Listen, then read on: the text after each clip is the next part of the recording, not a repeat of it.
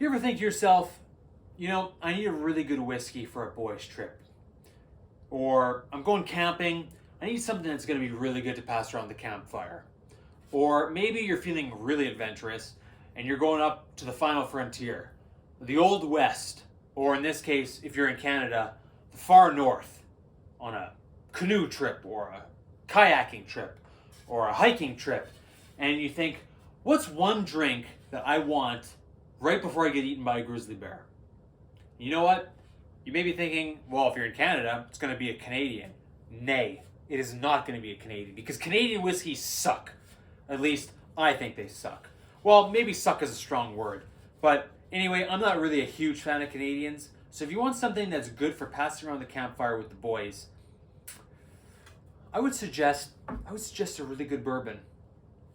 And when you're up the creek without a paddle, all you need is a good bourbon. So, if you find yourself in that situation, you might be thinking, do I want something like Pappy Van Winkle? Do I want a Blanton's? I mean, Blanton's would be good. Blanton's is definitely good, and there's some right there. But I figured, I would do a video on something a little bit different, something that you maybe have never had or never even heard of before. And in fact, something that has to do with someone that's from right where I am, even though I can't buy it right where I am. What am I talking about? Well, I'm talking about this. I'm talking about Belfour Bourbon. And now, Belfour makes a number of different things. This is a bourbon whiskey finished with Texas pecan wood. So when I saw this in an American liquor store recently, I thought, man, that sounds really interesting. And also, I'm not going to lie, I'm a design freak. I love all things of good design. I have listened to 99% Invisible, the podcast, all about design and what goes into things. And yet somehow, as much as I like good design, I live in like the worst city in the world on the face of the earth, Winnipeg, for when it comes for design. I used to live in Vancouver, and yet I'm back here. That's a story for another day.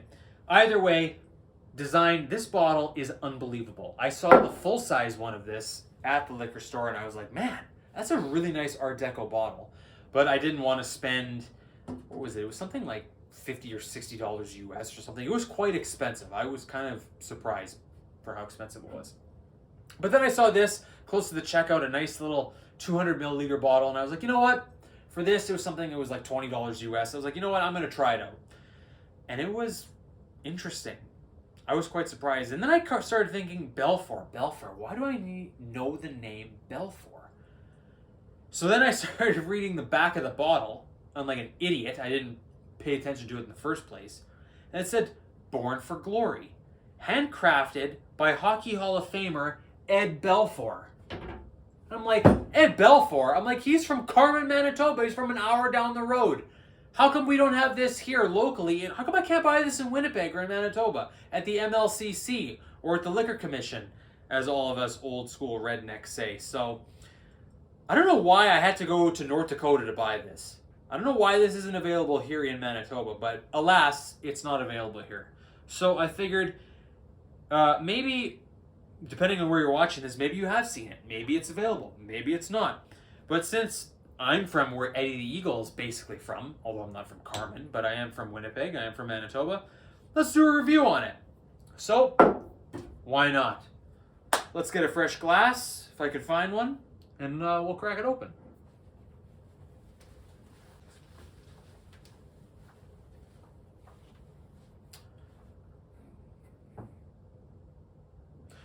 So, the back of this bottle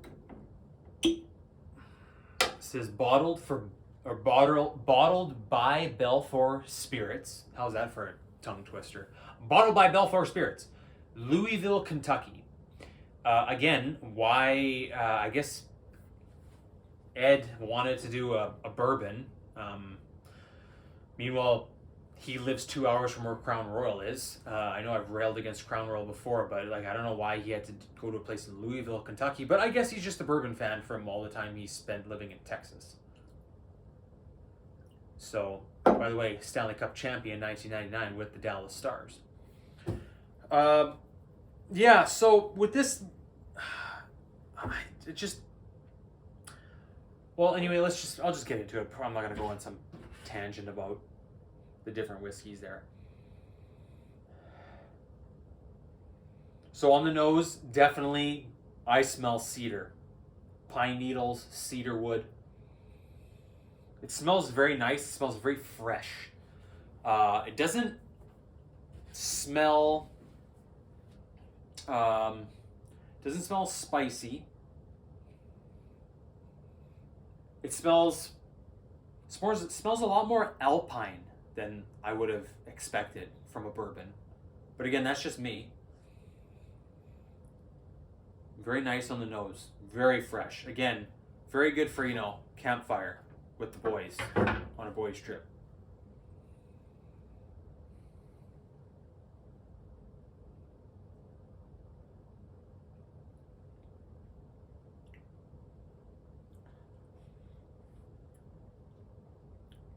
It's interesting that on the nose, I can't smell that pecan wood at all on the nose. But when you taste it, there's a rush of nuttiness there. Like, I definitely pick up the pecans.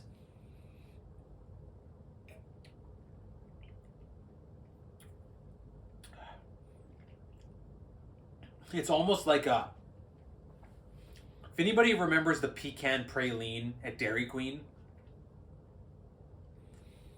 which they haven't had in a long time, it almost kind of reminds me of that. Like, it is very nutty. It's a very pleasant whiskey. When you start tasting it, when you start smelling it again, I almost can now pick up the nuts a little bit. But it's just a really nice, I find this is a really nice balanced whiskey. Now again, like, I'm not an expert in any whiskey, really. I mean, I know what I like, I know what I don't like, but especially bourbons, I know very little about bourbons. I would have put it on the screen by now. I'm going to put it on the screen again.